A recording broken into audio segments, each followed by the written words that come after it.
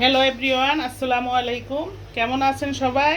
আশা করি ভালো আছেন। আলহামদুলিল্লাহ, আমিও ভালো আছি।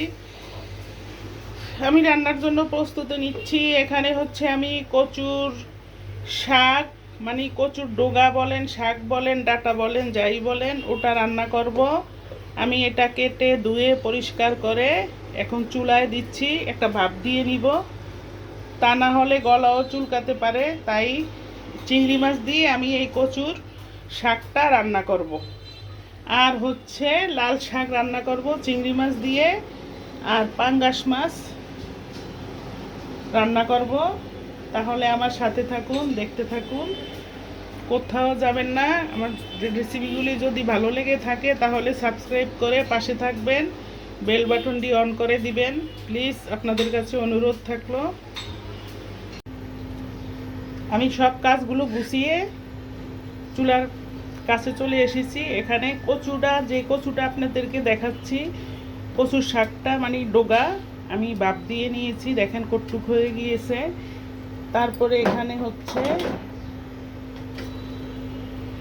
লাল শাকটা আমি কেটে ধুয়ে পরিষ্কার করে রেখেছি। তারপর হচ্ছে এখানে মাছে হলুদ লবণ মাখিয়ে রেখেছি। এখন আমি রান্নাটা বসিয়ে দিব। পেস্ট, হলুদ, মরিচ, লবণ, আদা, রসুন সবগুলো আমি শিলপাটায় বেটে নিয়েছি। চুলা একটা কড়াই দিচ্ছি, কড়াইতে দিচ্ছি এখন জালটা অন করে। আমি কচুর শাকটা বাপ দিয়ে নিয়েছি একটু লবণ আর হলুদ দিয়ে। এখন সব মশলাগুলো দিয়ে আমি বাগার দিয়ে নিব। প্রথমে এখানে শুকনা মরিচ দিয়েছি, একটা শুকনা মরিচ ভেঙে দিয়েছি। তারপরে হচ্ছে এখানে পেঁয়াজ কুচি, রসুন কুচি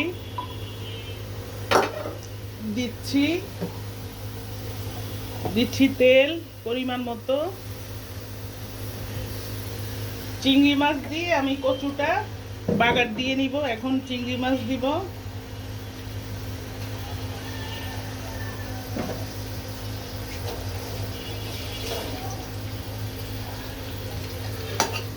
মশলাটা একটু হালকা ভেজে নিয়ে হচ্ছে আমি চিংড়ি মাছগুলো দিব।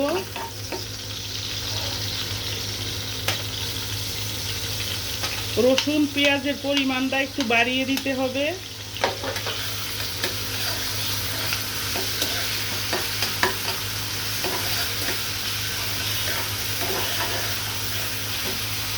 এখানে একটা তেজপাতা দিচ্ছি। কচুর শাক এভাবে ভাজি করলে অবশ্যই তেজপাতা দেওয়া লাগে, তেজপাতা না দিলে খেতে ভালো লাগে না। এখন হচ্ছে আমি চিংড়ি মাছ দিয়ে দিচ্ছি।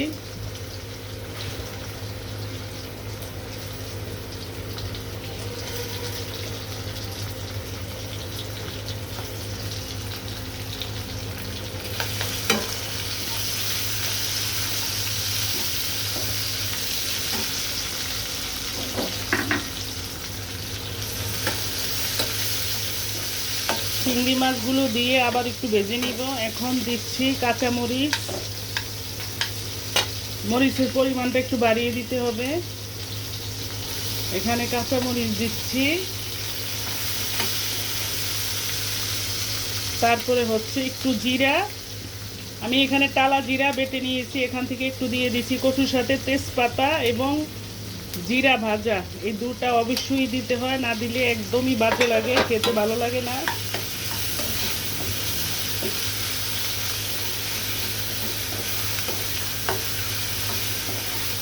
প্রিয় দর্শক, আমি কচুর চিংড়ি মাছটা ভেজে রসুন পেঁয়াজ চিংড়ি মাছ একদম ভাজা ভাজা করে বেরেস্তা করে নিয়ে এখন নারিকেল দিচ্ছি। আমি কচু দিয়ে নারিকেল দিয়ে কচু ভাজা করব। এভাবে রান্না করলে খেতে দুর্দান্ত মজা, দারুণ মজা লাগে। কচু স্বাস্থ্যের জন্য অনেক ভালো, একটা উপকারী সবজি, ভীষণভাবে উপকারী কচুর শাকটা, আয়রনে ভরপুর। কচুটা অবশ্যই খাওয়ার চেষ্টা করবেন, কিন্তু খেতে অনেক কষ্ট আর কি, কাটা কুটা দোয়া, মানে অনেকক্ষণ ধরে চুলা জাল দিতে হয়, তা না হলে গলা ধরে। কচুর সাথে কোনো কোনো খাতির রেখে রান্না করতে হয় না, মানে ভীষণ পরিমাণে চুলায় জাল দিয়ে কষিয়ে কষিয়ে রান্না করতে হয়, তা না হলে কচু গলা ধরার সম্ভাবনা থাকে।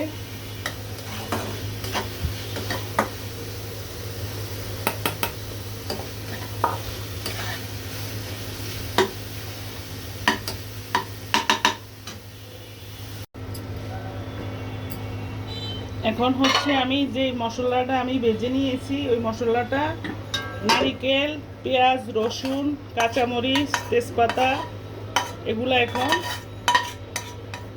একদম ভাজা ভাজা করে তেল বের করে আমি কচুর সাথে এখন দিয়ে দিচ্ছি। এখন হচ্ছে কচুটা আমি ভালো মতো পিটিয়ে পাটিয়ে এইভাবে ভাজা ভাজা করে নিব।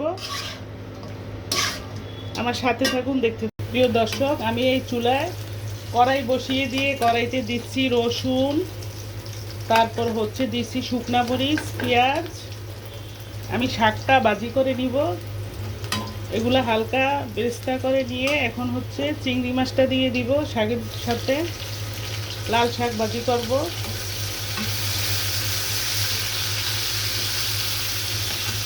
এভাবে চিংড়ি মাছটা দিচ্ছি। এখন দিচ্ছি হচ্ছে লবণ,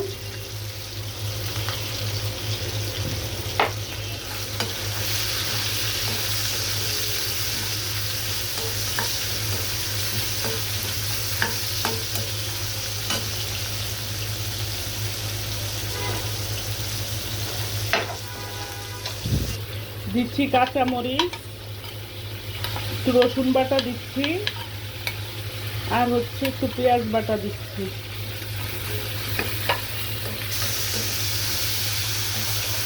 এখন হচ্ছে অল্প করে একটু মরিচের গুঁড়া, আমি লাল শাক ভাজির জন্য মশলাগুলো কষিয়ে নিব। সামান্য একটু হলুদের গুঁড়া,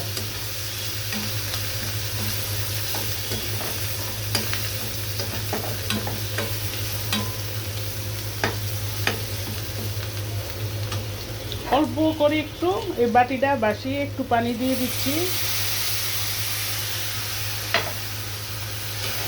এটা হচ্ছে লাল শাক ভাজিও বলতে পারেন এবং রান্নাও বলতে পারেন। একটু হালকা ঝোল ঝোল রাখা হবে। এইভাবে একটু হালকা ঝোল ঝোল করে লাল শাকটা রান্না করলে আমার হাজবেন্ড খেতে খুব পছন্দ করে। আর শুধু ভাজি করলে, একদম ভাজা ভাজা করলে ওটা খেতে চায় না, ওটা তার কাছে আমার নাকি ভালো লাগে না, একদমই খায় না। তাই আমি এইভাবে ভাজি করব। এখন দিচ্ছি হচ্ছে লাল শাকগুলো।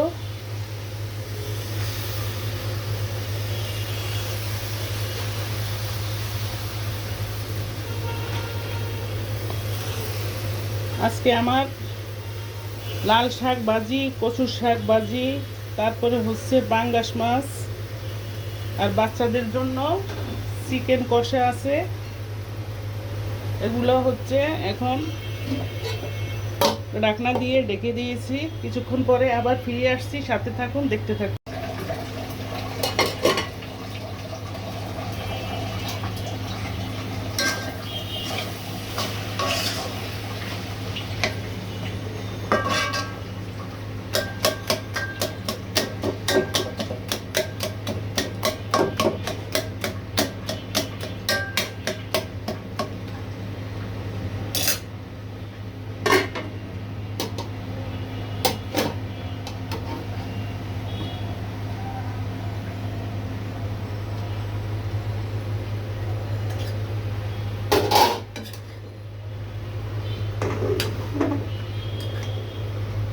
লাল শাকটা উল্টে পাল্টে দিচ্ছি, তা না হলে নিচে লেগে যাবে।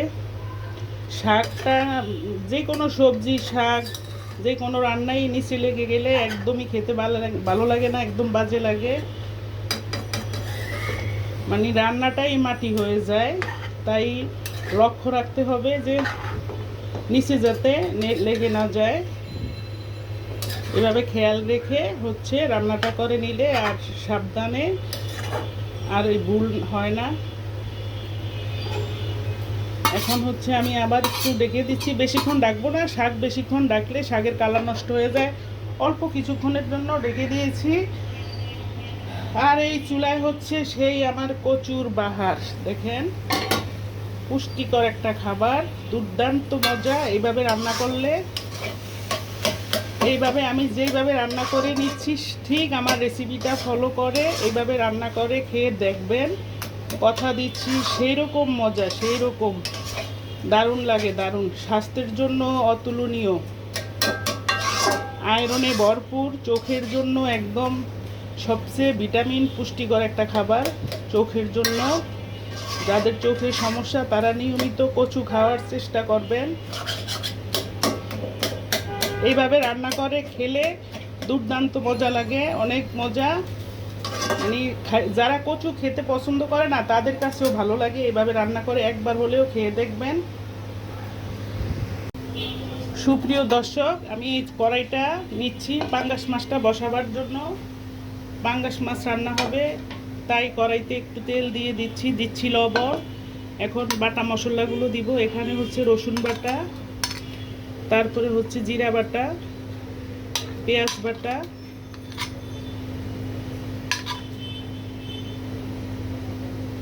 তারপরে হচ্ছে একটু আদা বাটা দিব। আদা বাটাটা এখন আমার হাতের কাছে নেই, পরে দিয়ে দিব। দিচ্ছি হলুদের গুঁড়া, মরিচের গুঁড়া, মরিচের পরিমাণটা একটু বাড়িয়ে দিচ্ছি।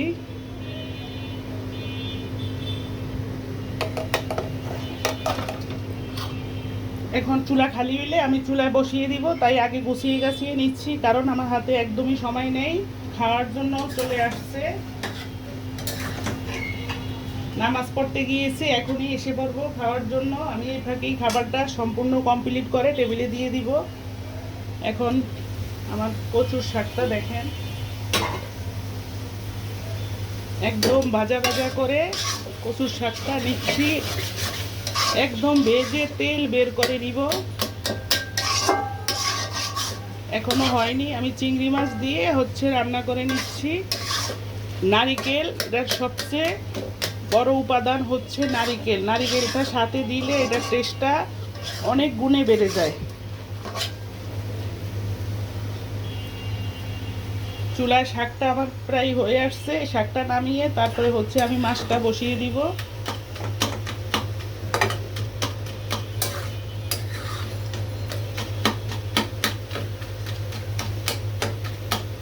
এইভাবে শাকটাও প্রায় কমপ্লিট। শাকটা এখন নামিয়ে ফেলবো, নামিয়ে এই পাশের চুলায় আমি মাছটা বসিয়ে দিব।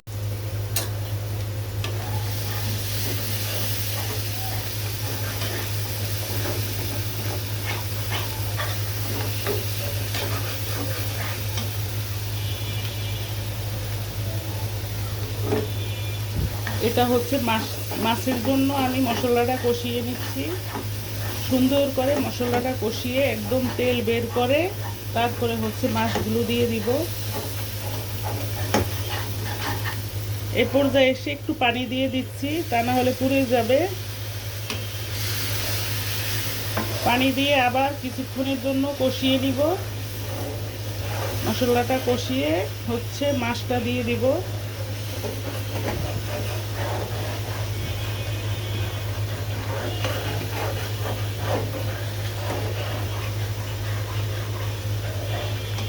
এখন হচ্ছে আমি মাছগুলো দিয়ে দিব।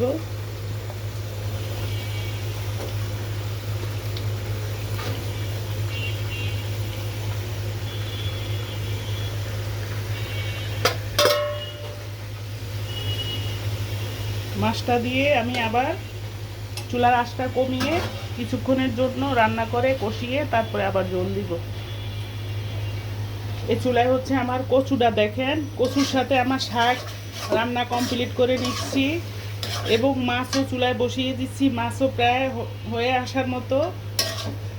এখনও কচু আমার হয়নি, কারণ কচু অনেকক্ষণ ধরে রান্না করতে হয়, তা না হলে গলা চুলকায় আর খেতেও ভালো লাগে না। যত রান্না করবেন একদম ভাজা ভাজা করবেন তত কচুর টেস্ট বাড়ে। দেখেন আমি একদম তেল বের করে নিব, আরও কিছুক্ষণ ভাজা ভাজা করে। প্রিয় দর্শক, আমার রান্নার কাজগুলো কমপ্লিট করে নিয়েছি। এটার ভিতরে হচ্ছে গতকালকের মাংস, আর এটা হচ্ছে পাঙ্গাস মাছ, লাল লাল ঝাল ঝাল করে স্পাইসি করে রান্না করে নিয়েছি। এটা হচ্ছে কচুর শাক ভাজি চিংড়ি মাছ দিয়ে একদম ভাজা ভাজা করে নিচ্ছি। তারপরে হচ্ছে লাল শাক ভাজি, তাও চিংড়ি মাছ দিয়ে ভাজা করে নিচ্ছি। মানে একটু মাখো মাখো করে আঠালো করে রান্না করে নিচ্ছি।